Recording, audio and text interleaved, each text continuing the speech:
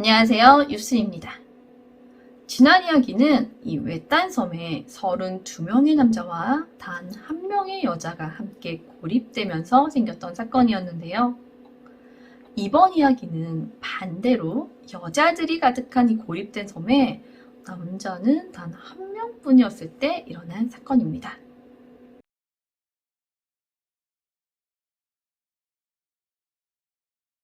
자, 이번 이야기가 시작되는 곳은 태평양에 위치한 클리퍼튼 섬입니다. 멕시코 서부 해안의 아카풀코에서 남서쪽으로 약 1280km 떨어진 태평양에 위치한 둘레 12km, 면적 6제곱킬로미터에 불과한 산호섬인데요. 이 섬이 너무 좁고 고립이 되어 있어서 주변국들 모두 이 섬의 영유에 관심이 없었다고 합니다.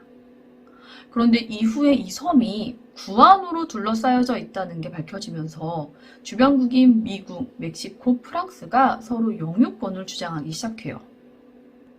이 구안호라는 게 쉽게 말하면 새 똥인데 동물의 변이 점점 축적되어 생긴 일종의 광물질이라고 합니다. 다른 말로 인광석이라고도 부르는데 이 구안호에는 영양분과 유기물이 풍부해서 구안호를 캐다가 인, 질산염 등을 정제하여 비료나 화약의 원료로 쓴다고 합니다.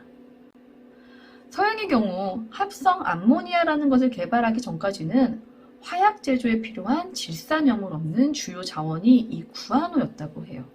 이런 귀한 구안호가 풍부한데도 불구하고 아직까지 영유한 국가가 없는 이 무인도를 서로 갖기 위해 미국과 프랑스, 멕시코가 영유권 분쟁에 들어가게 되는데요.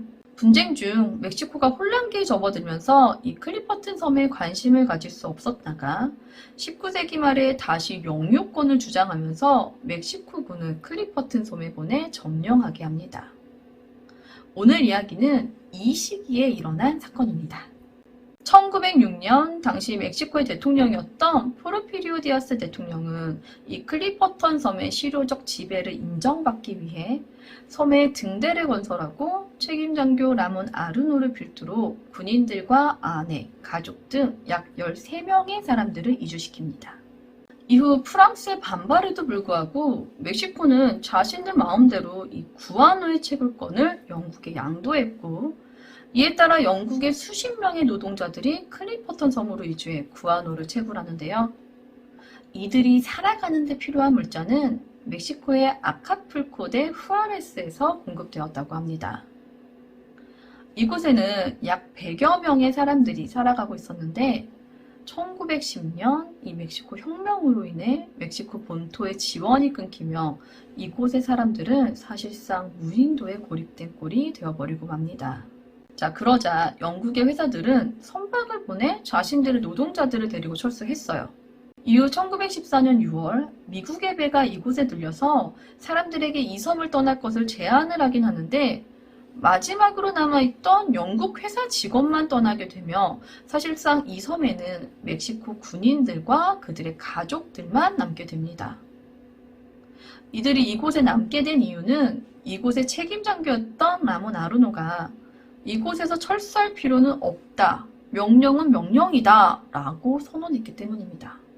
그렇게 섬에는 14명의 남자와 6명의 여자, 6명의 아이 등 총 26명이 남아 있었다고 합니다. 미국의 배가 떠난 이후로는 이곳에 어떠한 배도 들어오지 않았다고 해요. 이곳에 남은 주민들은 그동안 지원받아왔던 식량마저 떨어지자 개, 새, 물고기, 코코넛 등 이 섬에 있는 것들에 의존하며 생계를 이어가게 되는데요. 그것마저도 영양 부족과 의료시설의 부재로 인해 점점 사람들이 병으로 죽어가기 시작했다고 합니다. 코코넛을 여자와 아이들에게 양보했던 탓에 남자들이 특히나 괴열병에 취약했고 이로 인해 남자들이 대부분 죽고 남자라고는 3명의 군인들과 아르노 장교까지 총 4명이 남아있는 상태였다고 해요. 이 전 이야기인 아나탄 섬에서는 사람들이 직접 농사를 짓고 재배를 하면서 7년이라는 시간을 버틸 수 있었는데 이곳에서는 그렇지 못했죠. 그럴 수밖에 없었던 이유가 이 클리퍼턴 섬은 풀 한 폭이 자라지 못하는 산호섬이었기 때문이라고 합니다. 대신 이곳에는 개가 많았고 오렌지색 개의 수가 수백만에 이른다고 하는데요. 이 개들이 괴혈병으로 죽은 사람들의 시체를 자꾸 파먹는 거예요. 그래서 개들이 파먹을 수 없도록 시체를 땅을 깊이 파서 묻었다고 합니다. 멕시코인들에게 이곳에 나무라고 선언한 아르노 장교였지만 그 역시 이곳이 매우 힘들긴 마찬가지였죠. 어느 순간부터는 바다새의 울음소리도 또 철썩이는 바닷소리마저 참아내기 힘들어했다고 합니다. 1916년 10월 5일 이날 아르노 장교가 갑자기 이 섬으로 들어오는 배를 보았다면서 도움을 청하기 위해 남아있는 군인 3명을 태우고 보트에 올라탑니다. 이게 아르노 장교가 실제 배를 본 건지 아니면 어떤 환영을 본 것인지는 알려져 있지 않지만 그날 떠난 장교와 군인들은 파도에 휩쓸려 다시는 섬으로 돌아오지 못했다고 합니다. 그렇게 이 섬은 아이들을 제외한 남자가 없는 섬이 되어버렸어요. 15명의 여자들과 아이들만이 남은 이 절망적인 상황에서 갑자기 한 남자가 나타나게 됩니다.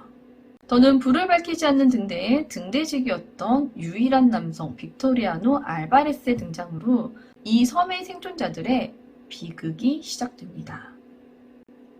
빅토리아노는 사실 별 볼 일 없는 등대직이었지만 군인들을 포함한 성인 남성이 하나도 없는 이곳에 나타난 유일한 남자였어요.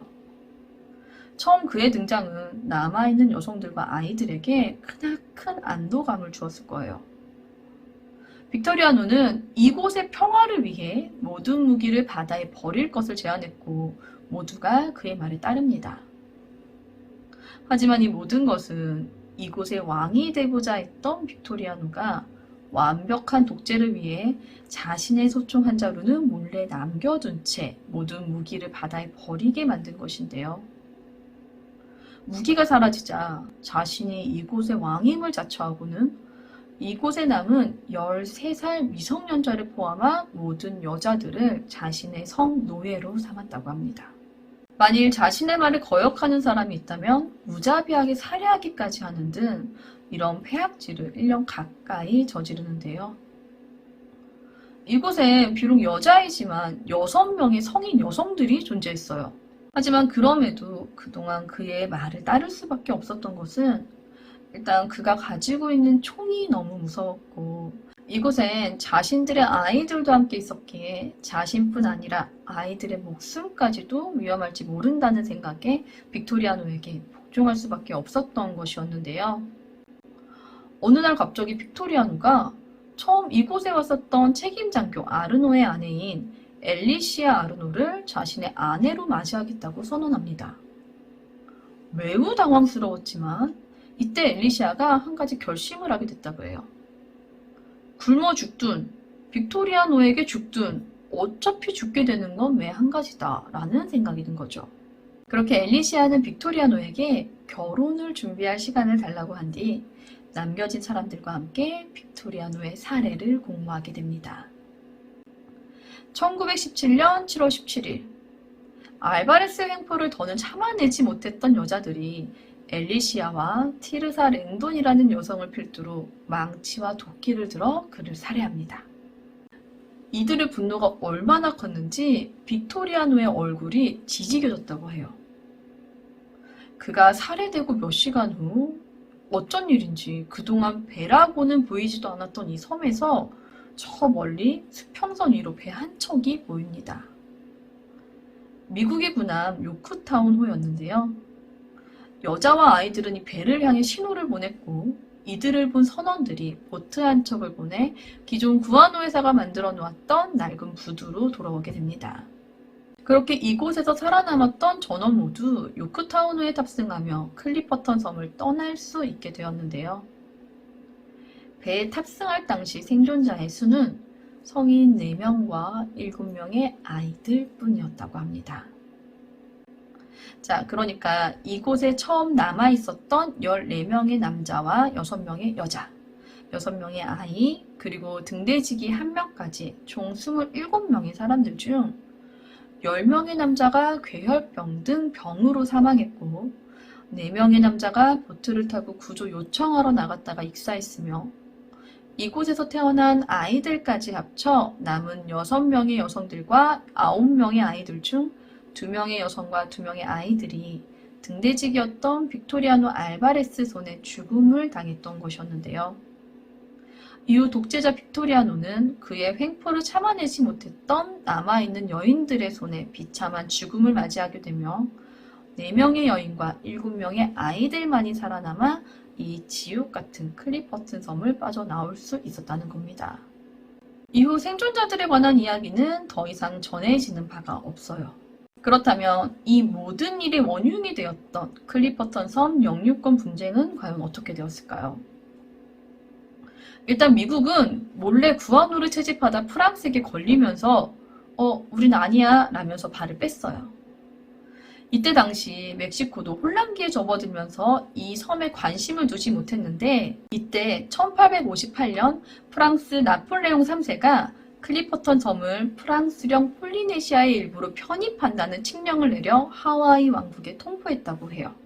그러다가 멕시코가 갑자기 1900년대에 갑자기 또 클리퍼턴 섬은 우리 거라고 우기더니 1906년에 사람들을 섬으로 보냈다가 이런 비극적인 사건을 겪게 된 건데요. 이쯤에 멕시코랑 프랑스가 서로 자기 거라고 싸우다가 1909년에 이탈리아 왕국의 중재를 의뢰했는데 이 결과가 1931년이 되어서야 나왔다고 해요. 이탈리아는 클리퍼턴 섬의 영유권을 전 세계에 공표하는 작업을 맨 처음 시작한 국가가 프랑스라는 근거를 들어 해당 영토를 프랑스의 영토로 인정한다고 했어요. 이 사례가 국제법에서 무주지를 영토로 편입할 때 해당 사실을 전 세계에 공표해야 한다는 관례를 확립했다고 해요. 하지만 이것도 얼마 못 가 프랑스 침공으로 인해 본토가 나치 독일에 점령당하면서 클리퍼턴 섬이 버려졌고 1944년 미국이 잠시 이 섬을 차지하기도 했지만 전쟁이 끝나고 프랑스에 반환합니다. 결국 클리퍼턴 섬은 프랑스의 섬이 되면서 지금도 검색해보면 태평양에 있는 프랑스령 무인도라고 기재되어 있습니다. 오늘은 무인도에 나 혼자 여자라면 혹은 나 혼자 남자라면 이라는 주제로 실제 사건들을 준비해 봤는데요. 무엇을 상상하셨든 여러분들이 원하는 결과가 아니었을 거라고 생각합니다. 물론 여러분들이 생각했었던 이야기들도 안 나왔죠. 다 죽고 이 세상에 남자가 혹은 여자가 나 혼자 남는다고 해도 절대로 김태희도 BTS도 될 수 없다는 거죠. 안 되는 건 안 되는 건가 봅니다. 이 두 이야기 모두 안타까운 점은 사실 이런 비극이 초래하기 전에 이 섬을 나올 수 있는 기회는 얼마든지 있었어요. 하지만 당시의 이유로 섬에 남아있다가 이런 비극을 맞이하게 되었다는 것이죠. 오늘 준비한 이 성으로 가득한 섬에 관한 이야기는 여기까지입니다. 저는 뉴스패치의 뉴스였습니다. 시청해주셔서 감사합니다.